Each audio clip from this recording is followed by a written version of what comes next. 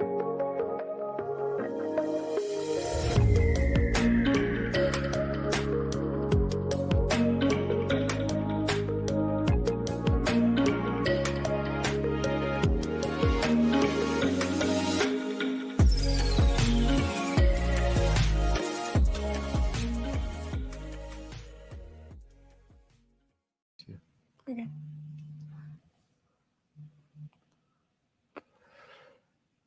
Hey, welcome to the Friday Five. I'm Scott Lewis. I'm Lexi Lewis. And we're coming at you from the Ocean Beach headquarters of the Friday Five here in our garage.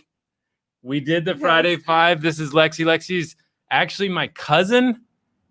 She's 14. I'm more or less 14, right, Lexi? Yeah. And so we did the Friday Five with NBC for several months after the pandemic began, and now we decided to revive it. We're going to go through 5 stories that NBC just lost out. I think there's fans all over the country that are mad about us not being on NBC, right? Yes. So Lexi, just a bit about you. First of all, you're going to start at Point Loma High School this year. Yes. Are you excited about that? Yes, I'm excited. I'm also kind of nervous because I have to make new friends, but I'll be okay. Lexi's been doing the counselor in training at the surf camp. Do you actually get to surf? Sometimes, but I mostly with the kids. So yeah. She's doing a great job. Everyone loved Lexi. Let's do it. Let's do our 5 stories. You ask any question at the end of the 5 stories. Lexi's agreed to teach me something about what 14-year-olds are talking about in the world today. Yes. So this is part me teaching her stuff and part her teaching me stuff. Let's get into it. Number 1, Friday Five. Number 1, Katie Stiegel this week did a story about Supervisor Jim Desmond, who has a podcast. Okay, there's 5 county supervisors. You were aware of that, right? Yes. There's 5 county supervisors. Each of them represent a different part of the county. He oversees or represents the northern, sort of eastern part of the county. Now, he's been running on his podcast a number of skeptics. I was actually really excited when he ran his podcast and began it because it was like he was going to do a podcast. What a great idea. They should all have their own podcast, talk about what they want to talk about. We've always believed they should do the news they want to talk about, and we'll make sense of what they say, and we'll find out about things that they don't want to say. Yeah. He's put this out, though. The podcast has been basically, though, lately a steady stream of denialism or sort of skepticism about the severity of the coronavirus, COVID-19 out there. There was one local doctor who decided to challenge him on it. His name is Christian, Dr. Christian. What was his last name? Forgot. Sorry. This is terrible live stream. His name, but the doctor came on and he said, look, you're letting all these skeptics about the virus come on. Why won't you let me on? And here was that encounter. It was pretty interesting. This is Supervisor Jim Desmond interviewing an infectious disease expert for rabies. So try to explain this to me because it's confusing. We want to get the herd. The herd needs the herd. What is it? The herd mentality, or the herd needs to get it. And once the herd gets it, then we'll have a better handle on it. So to me, the number of cases means the herd's getting it. And so is that not a good thing? No, that is not a good thing, Jim. That is not a good thing. It does matter. If we have to get 70% of people infected, that's a lot of people that are going to go to the hospital and going to die. His name was Dr. Christian Anderson. Sorry about that. That was poor preparation. Dr. Christian Anderson, who made those comments at Supervisor Jim Desmond. They followed that discussion up, and the doctor was able to explain a little bit more of the route that he and other infectious disease experts want to take. So this is really important, and I know there's a lot of confusion about this, right? By natural infection, this means going out there and getting COVID. There's no hope that we could reach herd immunity in an acceptable manner, right? Way too many people will have to die for that to happen. Again, 1% of people that get infected will die from infection, right? That is way, way, way, way too many, given just the number of people that we have in San Diego County, or given the number of people that we have in the United States, right? But this is why the vaccine is so neat, right? Because the vaccine, we can go in and we can vaccinate people, and that gives us to the 70%. And then the virus goes away, right? Which is what we all really want. We have eradicated it. Okay. Okay. That's number one. Number two. Oh, I'm sorry. There was one. Well, whatever. I'll make that point later. Number two, Uber and Lyft. You might have heard the news today. Have you heard about Uber and Lyft? Yes, I have. And that they might leave? Oh, I haven't heard about that. Okay. Yeah. So the rumor this week was that Lyft, well, not rumor, the company announced that it was going to leave the state of California, not do business here because of the law AB5. So you got a second? Let me explain this. Yes. All right. So AB5 was the result of a lawsuit, a decision that was made called Dynamex. This basically clarified, the lawsuit did, and the ruling about it clarified labor law and said that if you have an independent contractor who's not getting minimum wage, not getting those kinds of guarantees that come with employment, then they had to meet a 3-part test in order to remain independent contractors. So if you go and did some work, let's see, what would a 14-year-old be allowed to do? Oh, like shoveling, like you're from Colorado where it snows, right? Yeah. You shovel their walk, right? Yeah. You probably had kids that did that, right? Yeah. So it would basically say, like, if you're shoveling somebody's walk, they can pay you because you're acting independently, you're doing your own work, you're charging what you want to charge, right? They don't have to make you an employee. Yeah. That's basically the heart of independent contractor rules. So what the ruling said, though, is that if you have to come to my house and I am already operating a full-scale snow shoveling business and you're a snow shoveler, you have to be an employee. I can't just treat you like an independent contractor, make you go shovel all these walks without treating you like an employee and giving you minimum wage and those kinds of things. Got it? Yes. Okay. So AB5 was the law that came on top of that ruling and said, basically, that's true. If you're a baker at a bakery or a journalist at a newspaper, you have to be an actual employee. You can't be an independent contractor. But the law came, as they made the law, they decided to exempt a bunch of people. They wanted to exempt professionals who have high-paying jobs, like lawyers, real estate brokers, these kinds of people who don't need to be protected maybe by this law. But it was really controversial. And one of the groups that they did not exempt were these drivers for Uber and Lyft. They said those drivers should absolutely be employees because what is Uber and Lyft without drivers? So you want to know what Uber and Lyft decided? What? Uber and Lyft said, they're not actually employees. They are, our employees are software developers. All we're doing is connecting you who needs a ride with you who needs money. All we're doing is like an independent platform. We're not making them do anything, right? So they made that argument. That argument sort of was in stasis for a while, but then Xavier Becerra, the Attorney General of California, the state of California, along with other city attorneys, including Mara Elliott, who's the city attorney of the city of San Diego, she said they decided to sue these companies and said, you should make your these drivers employees based on this law, and you are telling them what to do. You're basically guiding their jobs, so they need to be actual employees. They need to get basically minimum wage. These companies came back and said, no, we're not going to do that. And that's what has led to this incredible standoff where they say, we're going to have to leave California because we don't want to be hiring all these people. What do you think of that, Lexi Lewis? Well, about the Uber and Lyft, I think that they should be considered as employees because they are working for a company and Uber and Lyft is a company.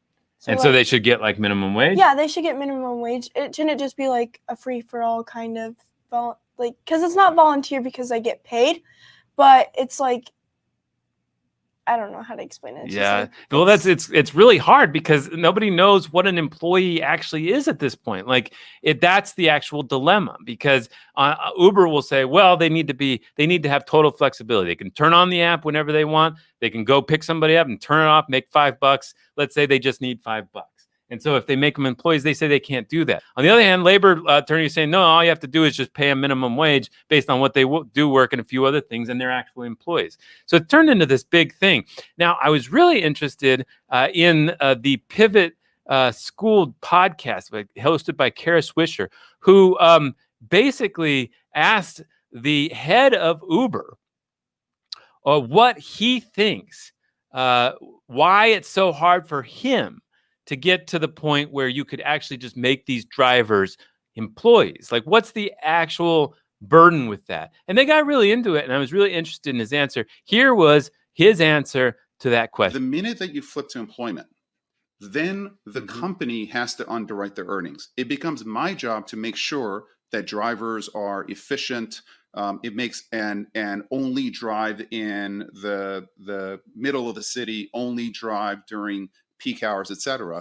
And I have to control essentially what that employee does in order for me to have an arbitrage between what I pay them and how productive they are. Yep. So the two just don't get along. So there's something really interesting in there. What he's basically saying is that as an employee with minimum wage, you're guaranteed a certain level of compensation. And that if he wants to make money on top of that, and they have that guarantee, then he's going to have to take more control over what they do.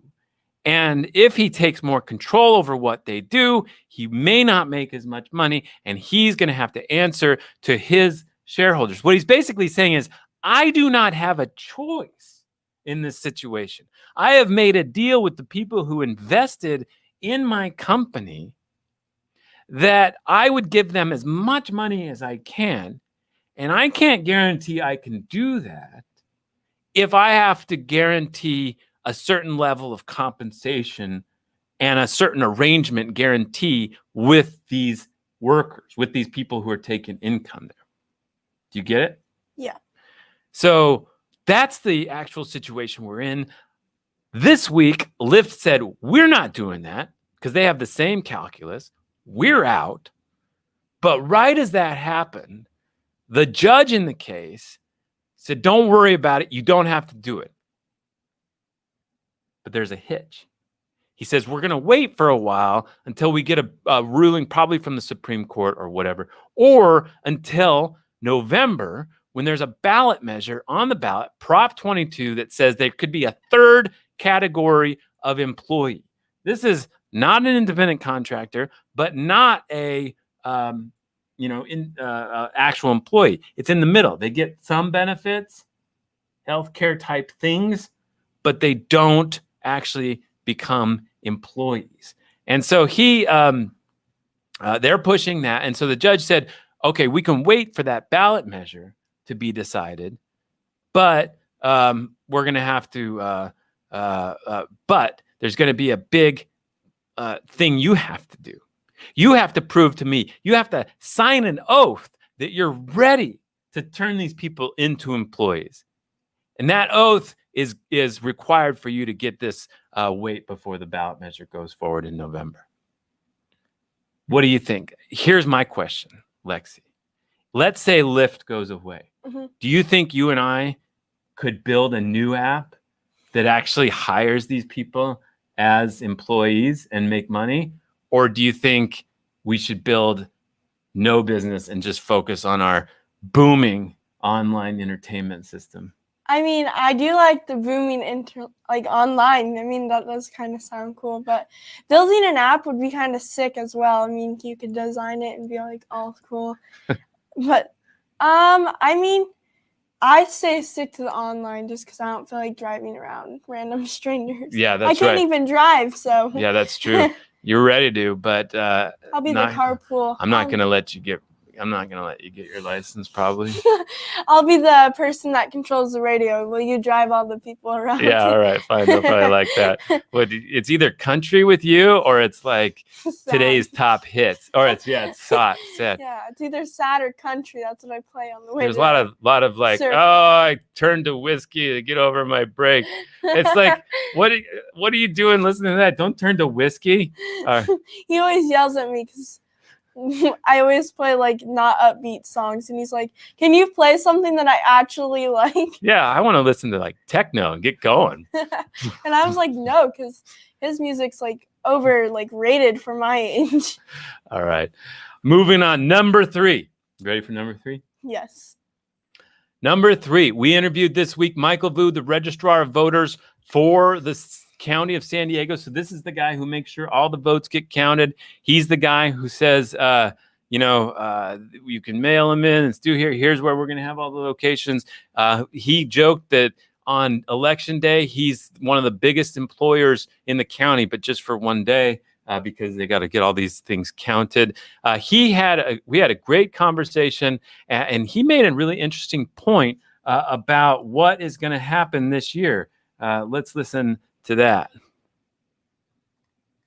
Our message for all voters that are out there is vote safe for San Diego, vote the mail ballot when you receive it, and get it back to any of our trusted sources that are out there, including our mail ballot drop-off locations through the U.S. Postal Service or at one of these super poll sites. But know that these super poll sites, even though we are having fewer number of these polling places, if you will, we have to be open for 4 days. So there's kind of a give and take here, as opposed to the traditional neighborhood polling place where we had 1,600 of them. Now that operates for 1 day. Now, going into the November election, we will have 235 locations, much larger in space, with a lot more equipment, a lot more poll workers there to serve voters, and they will be open for 4 days. So from October 31st through November 3rd at 8 p.m. is when these locations will be open. Okay. So a couple of things going on there just to remember. They are going to mail everybody ballots this time. Used to actually go and vote. There was only, though, 24% of the county of county registered voters, only 24% were still not doing mail-in ballots. 76% of the county was already getting mail-in ballots. So what's happening this time? The rest of the 24%, including me, Ashley gets her ballot in the mail. I have to go in and do it because I'm an old school ballot guy. So 24% now we're all going to get the mail-in ballots. Now what he's talking about there is there's usually 1,600 precincts across the county where you actually can go vote. This time, because of everything going on, there's going to be 235, but they are going to be bigger places. They're going to be, as he described, bigger, and they're going to operate for 4 days before the actual vote. So there's plenty of time for them to be talking and planning to get all that in. So very interesting adjustments that they're making.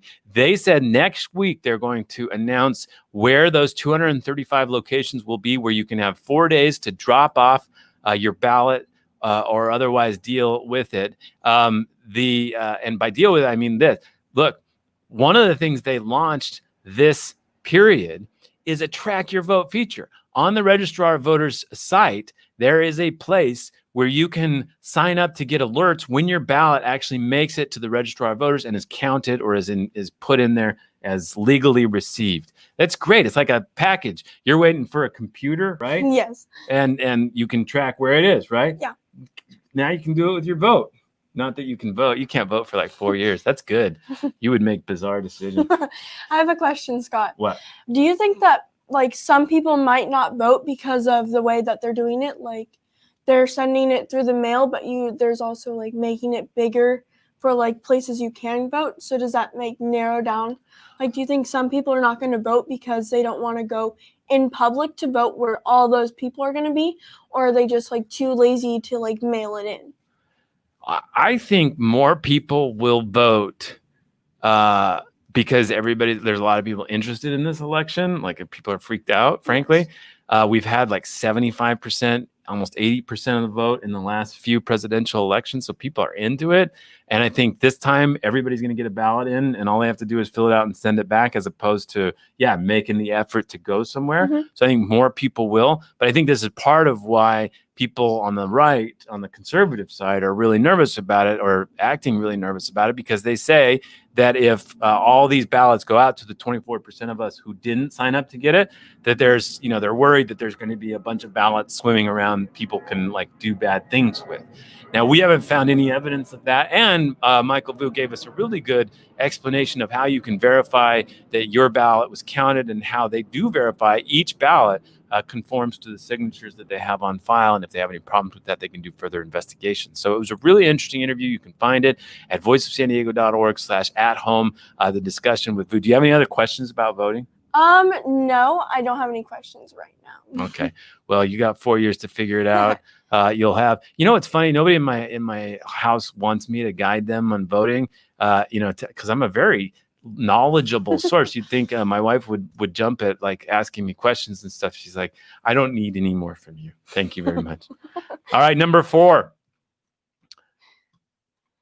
We ran a story this week about Coronado. Coronado School District has been getting some pressure from people to start talking more frankly about racism, about what the need for anti-racism is, and it is turned into a very difficult discussion for the area for Coronado schools, and it turned into some rather ugly discussions.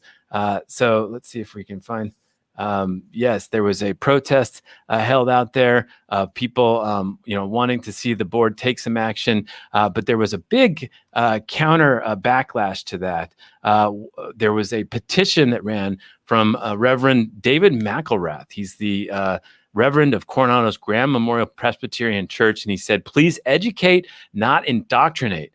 He said districts leaders should reject changing the curriculum for the new school year designed to re-educate students through a racial justice lens. This has turned into a nasty little discussion in Coronado. Our Ashley McGlone broke the story about the petition and about the concerns that people of color have who go to those schools. Talking about race is pretty touchy. A lot of people in the country are dealing with that and not managing those conversations very well. The Coronado School District has been receiving protests to do things like teach the history of minority groups from their perspective, require English language classes or English classes to read books written by people of color and other minority groups, encourage students to learn about and acknowledge their own ignorances and biases. A lot of districts have long gone through this, but it's turned into a really sensitive issue in Coronado. I encourage you to check out that story by Ashley McGlone at voiceofsandiego.org. And number 5, schools. One of the reasons I've been so angsty about schools is because of this one. And part of the reason she's coming to live with us is to go to school, and we're excited. Yeah. And we're supposed to do school next week, 2 weeks. Yes. But how do you start high school? You're going into 9th grade Yes. without going. Like, how do you start high school without actually going there? We've found out there's an orientation the 28th, right? Yes. A week from today. But it's going to be like this. Virtual, yeah. Are you nervous? I'm kind of scared, but I'm also really excited because why not? Yeah. Right. I mean, yeah. I mean, it's like you'll always remember this, right? Yes. I will tell my kids one day that I lived through a pandemic. We share a grandmother. She passed away last year. One time I was watching a documentary about the Dust Bowl, and they were mentioning a part of Kansas and Colorado in it. It was an incredible documentary. And so I'm watching this. I'm like, my God, my grandmother did that. Yeah. Like she went through that. And so I called her. I stopped the documentary, called her right then. I said, I took you got to remember to call before it's too late. And I called her and I said, like, what's going, did you do that? Did you go through that? Yeah. And she was like, oh yeah. And she started telling me all these stories about how much dust there was and how like it was like snow and how, she had to go to the bathroom in an outhouse and it was like, you'd have to like sweep things off. And it was just like really bleak and they were worried about it all the time. And one of the things that Lexi and I talked about was like, this is ours, right? Like this is our version of that, like a really hard time that, instead of we can't go outside, we actually can't go inside in this weird dust bowl. Yes. It's like the dust has gotten really small. And It's like switched around. Yeah, So, exactly. yeah.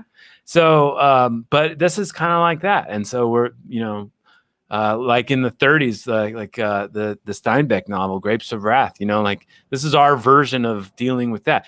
It seems a lot easier. We have a lot more comforts, but a lot of people are facing the similar type of misery and desperation that they felt in that book. You should read that book, by the way, Grapes of Wrath. It make you cry. But that's that, right? So we'll go through it together. Yes. We'll make the best of it. And so one of the things that's really interesting is Richard Barrera. He's the trustee of the San Diego Unified School District.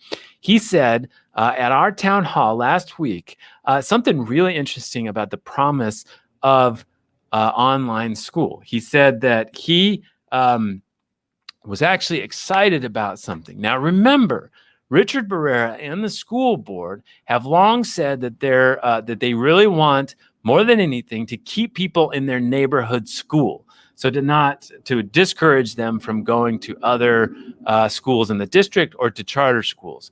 And so he, but is changing his perspective in a way enabled by this situation. I want to show you what he said. Let's get to that. Richard Barrera last week at our town hall. And then in terms of innovations, I think, Will, you've probably covered. Here, one example, we had 7 students who wanted to sign up for an AP calculus class at Lincoln High School, and we couldn't provide the class because it was too few students. Well, now what this creates an opportunity to is we can create AP calculus classes or other classes for students across the district who can come together, through an online platform, and immediately start to, make a real dent in the inequities in access, across our system. What he just said is fascinating, because what he's saying there is that right now, those 7 kids at Lincoln High School cannot get the high level courses that they may want to, because there's not enough of the other students who would want that.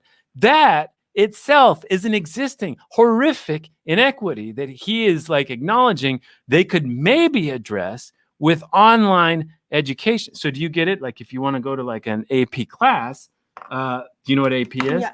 Well, that's a really like beneficial thing to do. You get college credit, and it's challenging intellectually, helps you learn a lot, right? But what they're saying there is that there's kids that can't do that right now, but that might be able to do it in this new situation because we're doing all this stuff online. Pretty interesting. Yes.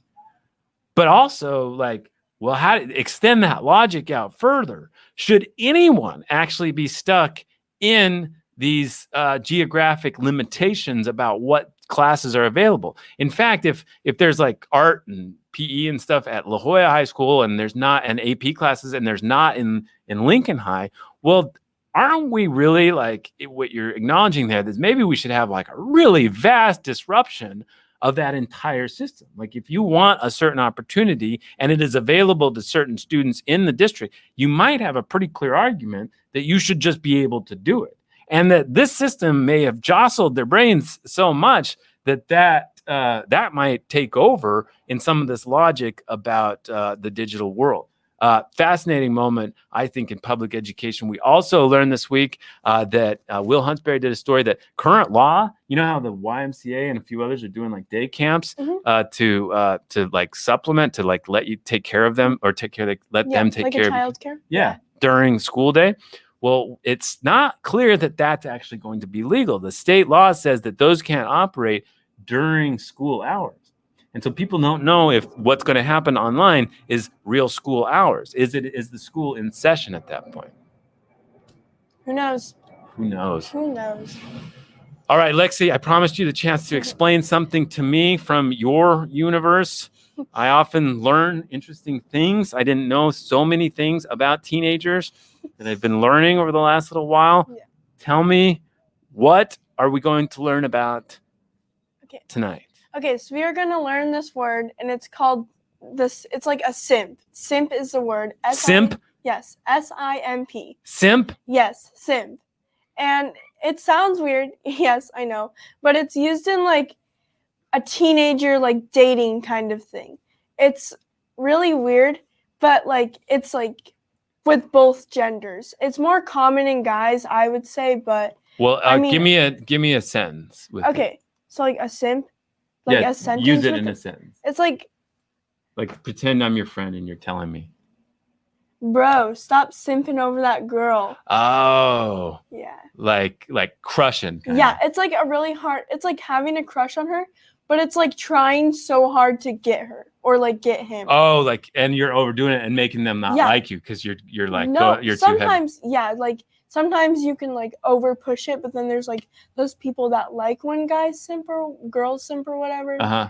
But that's basically it. It's like when you try so hard to get this one guy Yeah. like right up your alley, and you're just like trying, and you're super nice to him and all of this, and I always found that if I really, really liked a girl and I was really like telling her how much I liked her a lot, that was really that's bad. kind of awkward. It's like, Yeah, they were always like, "Oh, okay, buddy, like okay, buddy.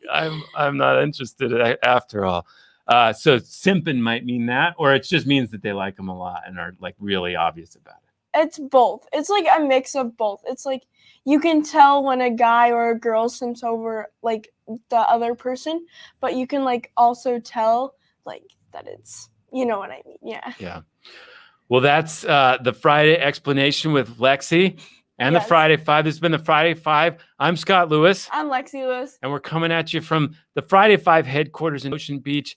Thank you all for joining. Let us know if you like this. Obviously, we could get better at it. And if you think it's worth trying to get better at it, let us know. If you think we should just go watch Padres game and not do this, let us know as well. Thank you, Lexi. Yes. What do you think about what you're going to teach us next week? Okay, I will. All right. And we'll talk to you on Wednesday.